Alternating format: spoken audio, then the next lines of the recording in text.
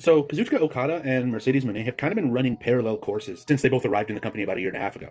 Now, both showed up with decades-long illustrious careers in their repertoire. They both show up to a lot of buzz, very quickly take a heelish path, become self-centered, egotistical maniacs, then they start winning.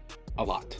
They both win an important mid-card title, and they rule that mid-card title scene with an iron fist. While they're both underhanded sometimes, they're both very capable of winning clean. And their in-ring IQ is very, very apparent, no matter how heel they are, no matter how evil, no matter how smarmy. But now, in the last month or so, that veneer of perfection that they both have over their respective divisions, it's starting to crack. And soon, it seems for both of them that it's going to shatter completely. You can argue Mercedes Moné's has been going on a little bit longer, because you could say that her spiral started when she lost to Toni Storm at All In 2025, while Okada's has really only taken effect as of this Continental Classic. The events of the last month, and finally at World's End, shows very clearly that a reckoning is coming for both of them. Mercedes Moné lost her ROH TV title to Red Velvet. She lost in the tag team tournament. She lost the Rev Pro Undisputed Women's Championship to Alex Windsor. And then she lost another tag team title opportunity to Willow and Harley Cameron. Not to mention, she lost her New Japan Strong title a few months ago in that Fatal 4-Way. Mercedes Moné has tried to deflect the attention. Anytime an interviewer tries to ask her about a loss, she gets aggravated. She tries to change the subject. And finally, after her and Athena lost the tag team title opportunity against the Babes of Wrath, she finally let the mask slip.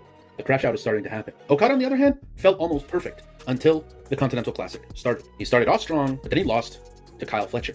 And the only other guy that had beaten him since he signed full-time for AEW was also Kyle Fletcher. The difference now is that this time, him and Kyle Fletcher are in the same faction.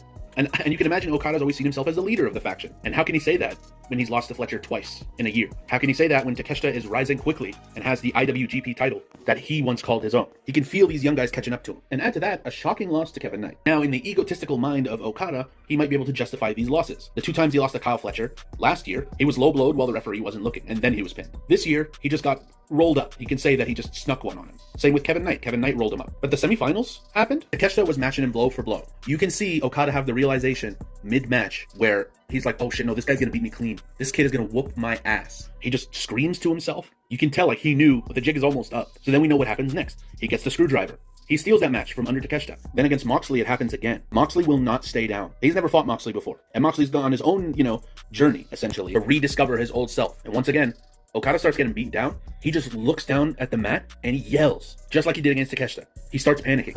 In both the matches against Takeshita and Moxley, you can see him panicking mid-match. It sort of reminds me of when Homelander was getting his ass beat in season 3 of The Boys. Like, he knows he's getting pressed. He's no longer invincible in this company. And Moxley pins him clean in the ring. 1, 2, 3. So now, for both Okada and Mercedes Moné, we might be reaching an end to this unbreakable era for both of them. Now, as I'm recording this, I know that Mercedes is fighting Willow for the TBS Championship. Willow is the one she took the title from a year ago. So whether she maybe retains by some shenanigans or maybe shockingly actually loses, furthering the crash out. Either one of those are a plausible scenario. And on Okada's side, I can imagine there's going to be some awkward conversations he's going to have with the rest of the DCF. Takeshi's going to want his lick back.